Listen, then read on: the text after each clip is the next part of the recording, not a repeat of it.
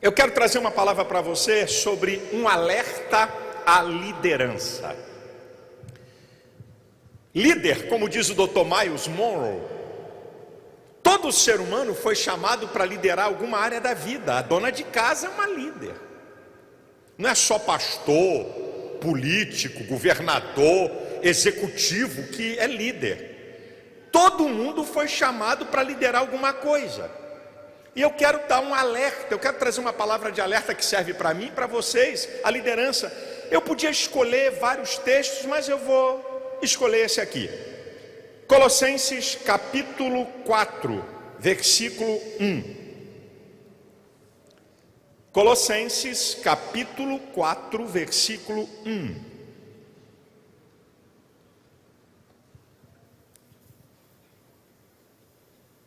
Diz o texto: vós, senhores, fazei o que for justo, o que for de justiça e equidade a vossos servos, sabendo que também tendes um Senhor nos céus. Então eu quero fazer aqui alguns comentários de alerta que servem para a minha vida e para a sua vida, ok? Primeiro que eu quero dizer para vocês é o seguinte: a vida foi feita para ser aproveitada e não suportada.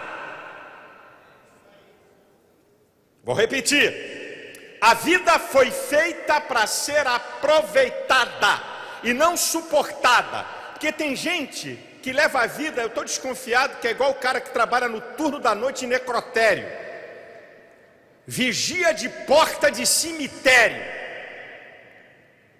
Querido, apesar de todo o trabalho que você tem na labuta da vida diária, certo? De todo o esforço, seja na vida secular, seja no ministério, você tem direito a ser feliz e a descansar. Que vida é essa que é suportada de tão miserável que ela é, fatigada pelas lutas, pelo estresse, pelas tensões e pelas problemáticas da vida, e que você parece uma máquina e não um ser humano? Como é que Jesus diz em João 10:10, eu vim para que tenham vida e a tenham? Ele não está falando que vão ter vida, é que tenham. Vida abundante começa aqui na terra. Vida abundante é na nossa trajetória aqui. Aqui nessa terra, apesar de lutas, provações, tribulações, adversidades, você tem direito de ter uma vida feliz. Você precisa viver essa vida. Deus fez o mundo em 6 e no 7º descansou, e você não quer descansar.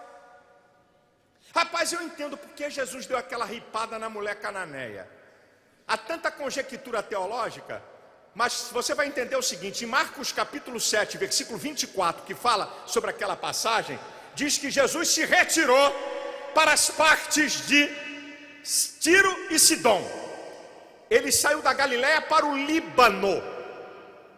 E diz o texto que ele não queria ser achado por ninguém, mas não pôde se esconder. Jesus saiu da Galiléia para sumir pela pressão da vida. Ele queria descansar e foi para uma casa, mas diz lá o texto que certa mulher, saindo daquelas cercanias, ela tomou uma tesoura voadora. Pode fazer a conjectura que vocês quiserem, Jesus pegou pesado com ela. Em João 12:36, depois de Jesus ministrar para uma multidão, diz o texto que ele se retirou e se escondeu. E você fica com a cara do lado de fora o tempo todo. Jesus se retirou e se escondeu. Veja João 12:36. Mateus 14:13, Jesus se retira para o deserto. Marcos 4:38, Jesus está dormindo na popa do barco. Estava descansando, ele não remava, ele não conduzia embarcação na travessia do Mar da Galileia, ele estava descansando. Como é que você não quer descansar? Ah, você não quer descansar? Ah, você não tira férias? Você não quer viver a vida? Cuidado que eu posso te visitar num hotel 5 estrelas com tubo aqui, aparelhos aqui. Ó, bacana. Tem uma garota bacana de branco para te atender. Inclusive dá banho em você também. Se você não quer viver a vida. Eu sabe o que eu digo lá na igreja para meus pastores, e lá na minha igreja, lá na igreja que eu sou pastor, eu digo o seguinte: eu não trabalho mais do que ninguém, mas eu trabalho tanto quanto os que trabalham. Eu não me considero que eu trabalho mais do que ninguém, mas eu trabalho tanto quanto os que trabalham. E eu tenho direito a descansar, eu tenho direito a tirar férias, eu tenho direito a rir. Rapaz, o apóstolo Paulo na cadeia deu gargalhada. 2 Timóteo 1,16, ele diz: o Senhor conceda graça à casa de Onesíforo, que muito me recriou nas minhas prisões, porque vindo a Roma, com cuidado me procurou e me achou. Onesíforo era o contador de piadas evangélicas não imorais. Era Silmar, como é que é o outro que está aí também? Cláudio Duarte, esses caras. Gidalte, Jabes e outros. São os caras que têm uma alegria para contar coisas e você sorrir. Dani Paulo sorriu até na prisão. Como é que você não... Você já deu um sorriso hoje? Mostra os dentes para alguém aí que está do teu lado, vai! Eu, hein?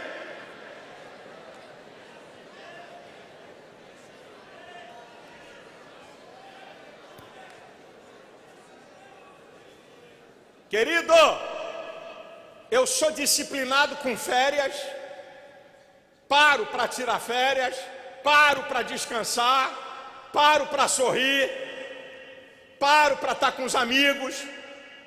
Que papo é esse, meu irmão? A vida é para ser vivida e não é para ser suportada. Dá para você dizer para quem está perto de você, quem está me assistindo na TV, tem alguém na tua casa aí no sofá? Diga para ele: a vida é para ser vivida e não suportada.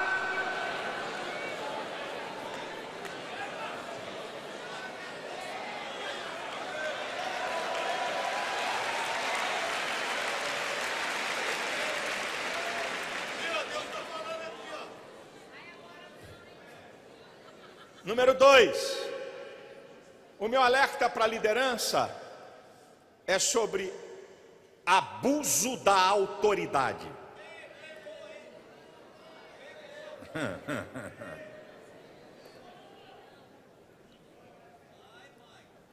Querido, em Efésios capítulo 6, versículo 9, quando o apóstolo fala para os senhores, ele diz: fazei o mesmo, deixando as ameaças, falando para os senhores, deixando as ameaças, porque o Senhor dele e vosso, o Senhor deles e vosso, que está nos céus, não faz acepção de pessoas. Agora olha que coisa interessante. Efésios capítulo 6, versículos 5, 6 e 7, trata dos deveres dos servos. Versículo 9, trata dos deveres dos senhores. E o princípio do dever dos senhores e dos servos é o mesmo. E vocês fazem o mesmo. E é tão interessante que o versículo 8 é o contexto imediato posterior para os servos e o contexto imediato anterior dos senhores. Ele é o meio. O que é que diz o 8? O Senhor recompensará a cada um todo o bem que fizer, seja servo ou seja livre.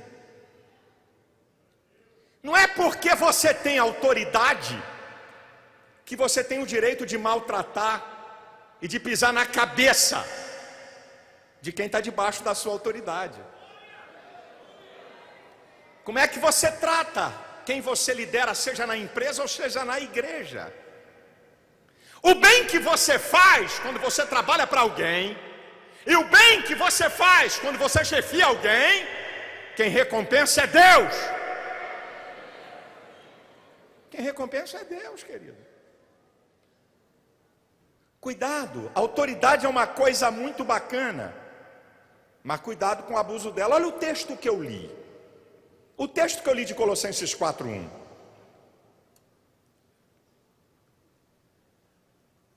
Os senhores, vós senhores, fazei o que for de justiça, isso é, reto. O que é reto?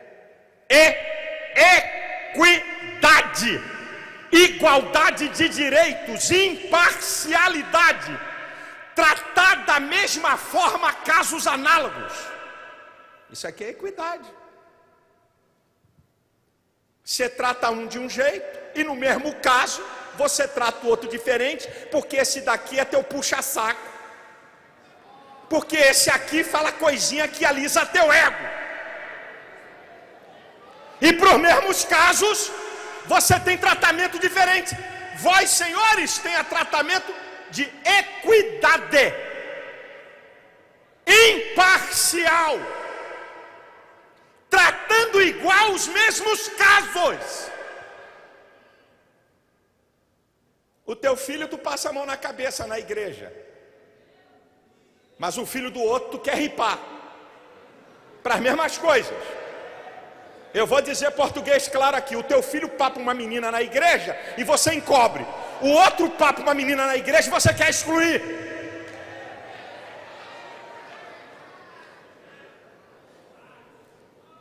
É o que diz o texto. Agora permita-me, eu estou falando aqui para liderança, para qualquer liderança, mas permita-me agora sobre o abuso de autoridade, permita-me eu tratar com líderes evangélicos agora, com pastores. Acompanha aí com a Bíblia aí, 1 Pedro capítulo 5, acompanha aí por favor. Acompanha aí por obséquio. 1 Pedro capítulo 5, versículo 2 e 3, eu queria que você abrisse a Bíblia para acompanhar comigo.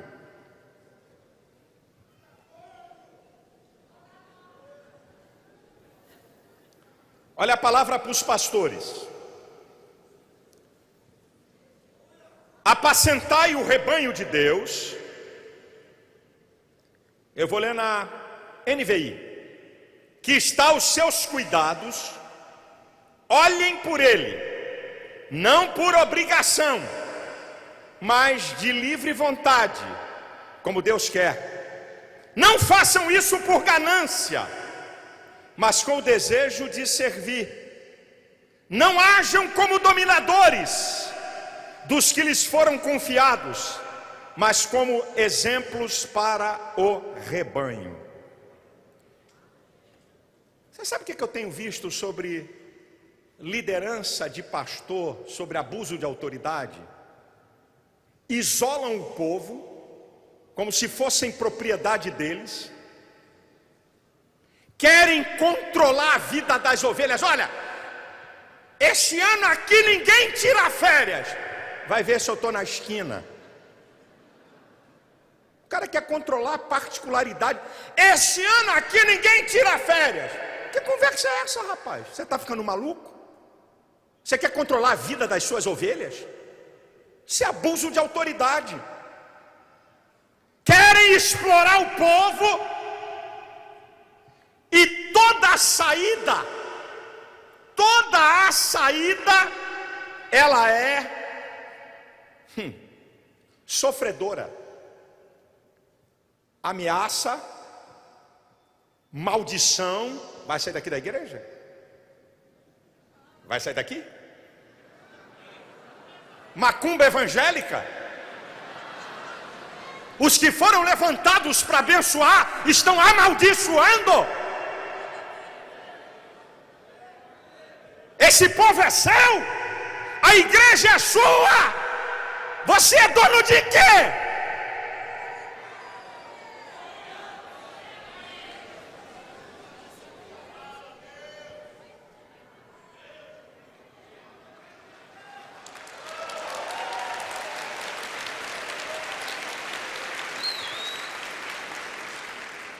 Uma coisa linda do Evangelho, que o Evangelho é transparente.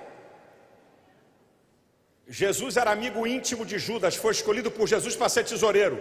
E a Bíblia não botou debaixo do tapete de que Judas traiu Jesus. Tudo na Bíblia é claro. Por isso que eu vou dizer algumas coisas aqui para a televisão, é mesmo para você que está ouvindo aí, amigo, que não é Evangelho. Você é tão enganado que você não conhece o que é a igreja, então eu vou dizer aqui, vou abrir o bocão para dizer. Rapaz, tem pastor por aí que pensa que ele é dono da igreja e pega dinheiro para sustentar filho vagabundo.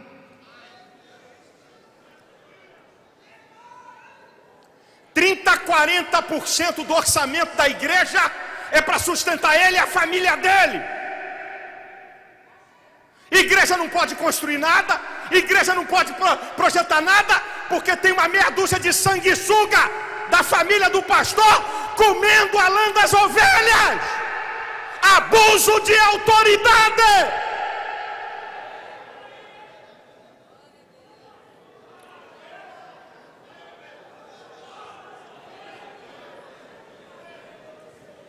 Isso é abuso de autoridade, meu filho. Mas para não deixar aqui o outro lado da moeda, porque quando a gente está falando aqui, você tem que ter um divisor de águas, porque o nosso povo radicaliza, é 1 ou 1 milhão. Então eu vou te mostrar na Bíblia o que é salário de pastor, até para tapar a boca de murmurador. Tá certo? Até para tapar a boca, porque tem gente que pensa, porque um pastor tem um bom salário, que ele está tendo abuso de autoridade. Você está precisando ler mais a Bíblia. Tem que ir para um lado e para o outro. Abuso de autoridade é o pastor pensar que o dinheiro da igreja é dele e ele faz o que ele quer. Isso aqui é um abuso de autoridade. Mas você quer ver? Acompanha, você está numa escola. 1 Coríntios 9, abre aí. Pensa que eu vou ficar citando versículo aqui para você não. Abre aí 1 Coríntios 9, meu filho. Abre, eu quero te mostrar um negócio. Abre aí.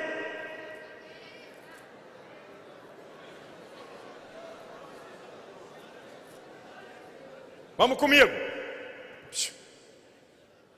Vamos comigo. Primeiro, o direito do salário. Versículo 3, 4 e 5 de 1 Coríntios 9. Esta é a minha defesa para com os que me condenam.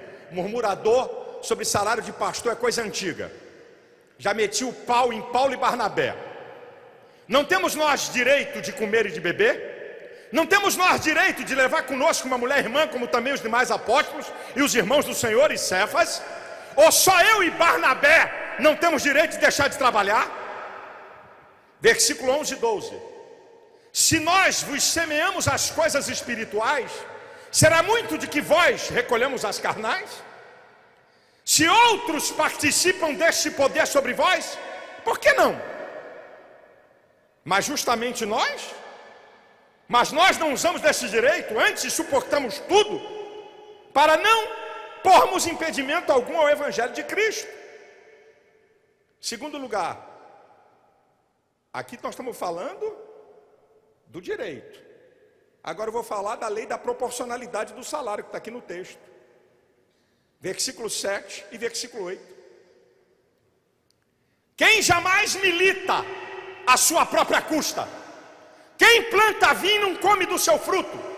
Ou quem apacenta o gado e não come do seu leite, do gado?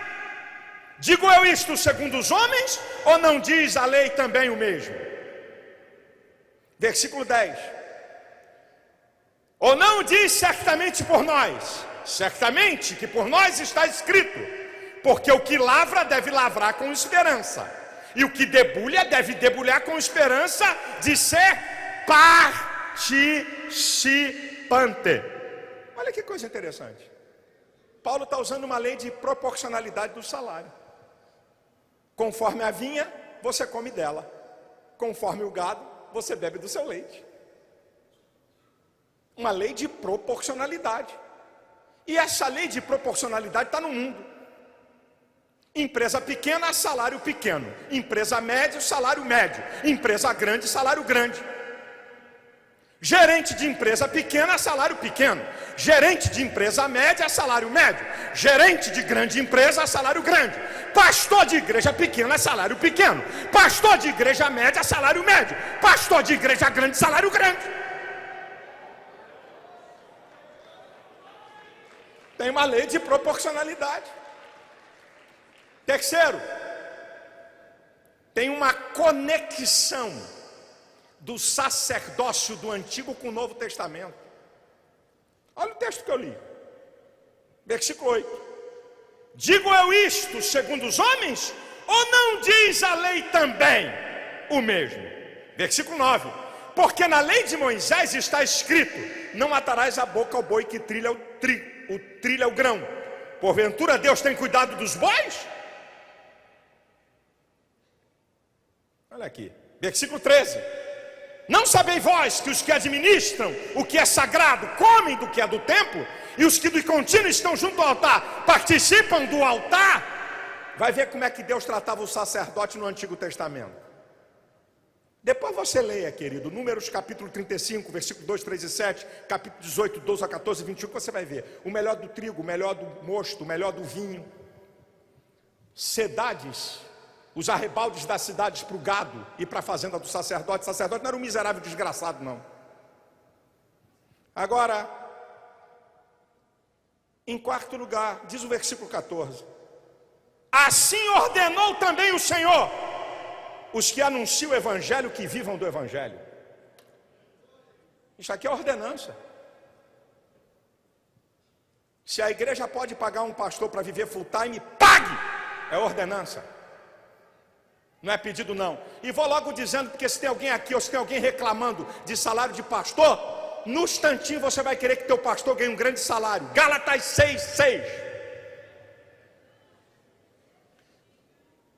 Abre aí, filho. Abre Gálatas 6:6, vamos. Abre aí em Gálatas 6:6.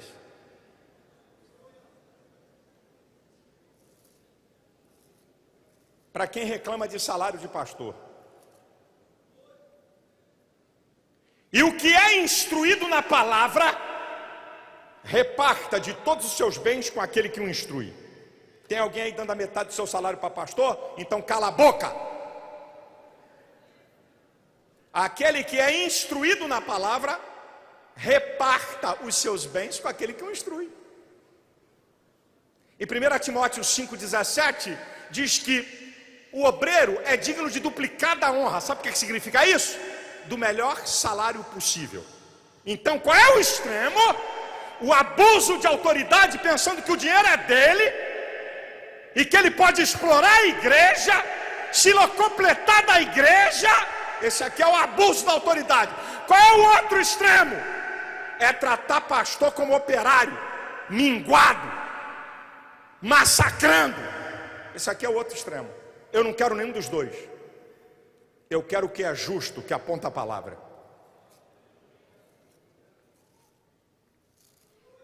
Agora escute o que eu vou dizer para você, filho. Nós estamos aqui numa escola, né, irmão?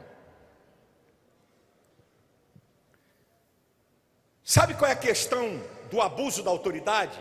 É liderança autocrática. É liderança que ele não pergunta nada para ninguém, não tem opinião de ninguém, é ele, acabou. Ele é isolado. Provérbios 18:1 diz que aquele que se isola insurge-se contra a verdadeira sabedoria. Provérbios 15:22 diz: onde não há conselho, os projetos saem em vão, porque na multidão de conselheiros eles se confirmarão. Provérbios 24:6 diz: a vitória na multidão de conselheiros. Provérbios 11:14 diz, Provérbios 11:14, onde não há sábia direção, o povo cai, mas na multidão de conselheiros há segurança. liderança. Provérbios 20:18 diz que os conselhos são importantes para aqueles que fazem planos. E ninguém pode ir à guerra sem receber conselho. Como é que a gente vê lideranças isoladas que não têm comunhão com ninguém? Pastor, a autoridade está contigo. Você pensa que você fica menor quando você reúne um grupo de pastores, assessores seus, para perguntar, para conversar, para compartilhar? Você acha que você é menor? Você acha que é Deus porque você aceita a opinião de outro e isso vai mostrar fraqueza? Fraqueza é você ter medo e viver isolado. Faz um monte de burrada e toma um monte de decisão errada. Quem são seus amigos? Com quem você compartilha? Não tem ninguém na tua igreja que você pode, nenhum pastor do seu lado para pedir uma opinião? Mas o que é que você acha disso? A decisão é tua, rapaz. Eu tenho um conselho de 22 pastores no meu ministério. Tem coisas, então vários deles estão aqui. Tem coisas, o que é que vocês acham disso? Eles dão opinião, eu digo assim, é isso aí. Tem coisas que eles dão opinião, eu digo assim, mas vai ser isso aqui.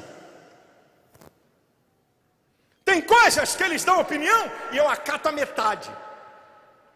Tem hora que eu acato tudo, tem hora que eu acato a metade, tem hora que eu não acato nada.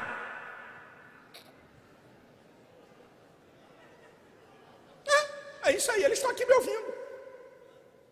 Tem hora que eu acato. Eu digo, essa é uma boa ideia. É isso aí. Gostei disso aí. Tem hora não, vou ficar com isso aqui. Tem hora que eu digo assim, não, vai ser assim.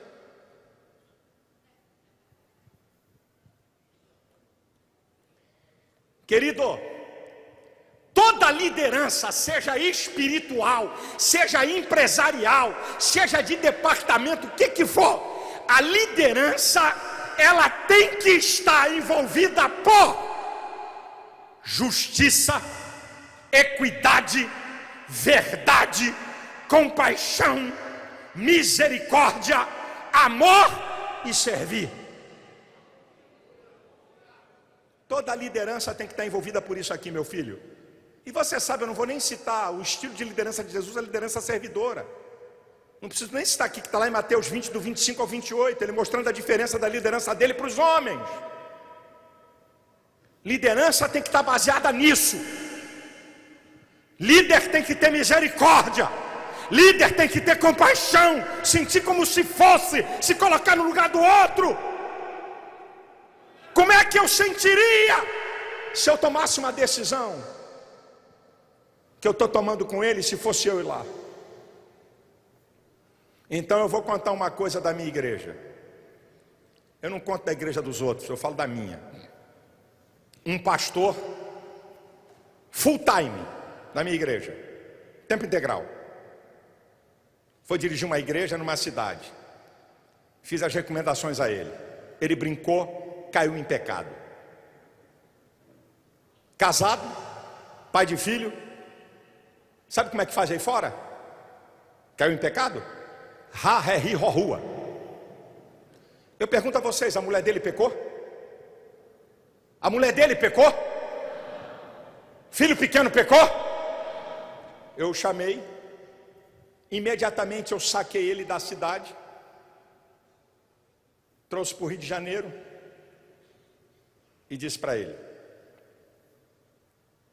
eu vou te dar uma oportunidade.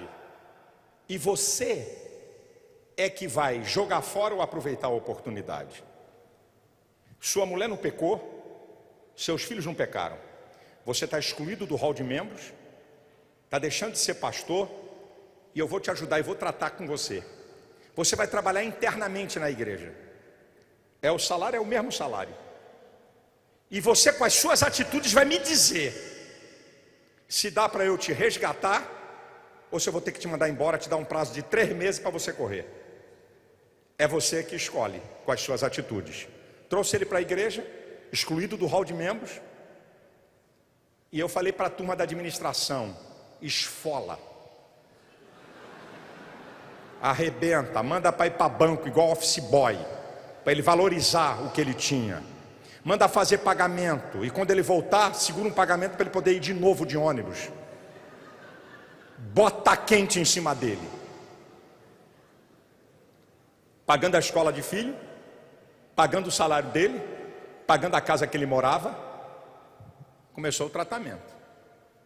1 mês, 2, 3, 4, 5, 6. E o cara lá, ó, negou, ó, lepo, lepo, lepo. 2 meses depois eu trouxe ele à reconciliação da igreja, como membro.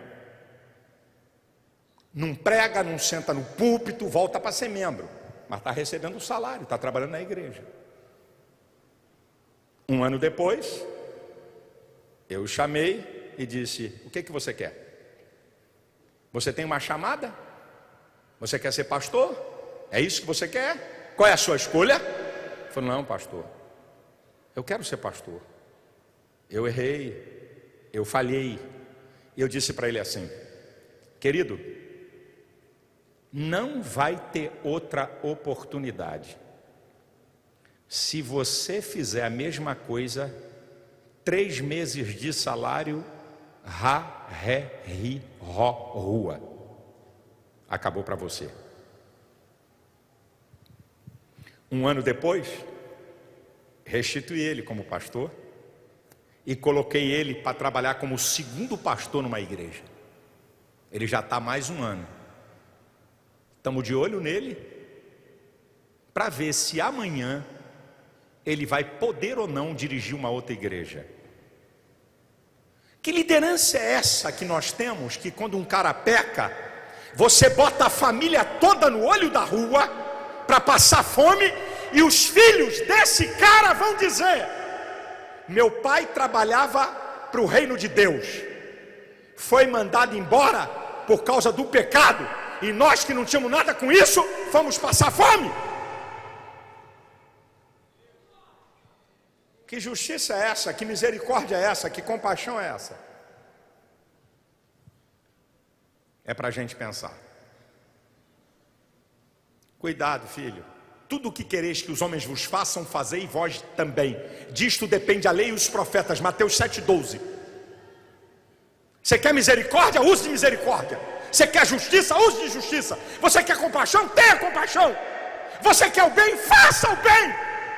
Você quer a verdade? Então haja com verdade. Você quer equidade? Então haja com equidade. São elementos fundamentais da liderança para você não entrar no abuso da liderança e cometer bobagem e perder tudo que Deus colocar na tua mão.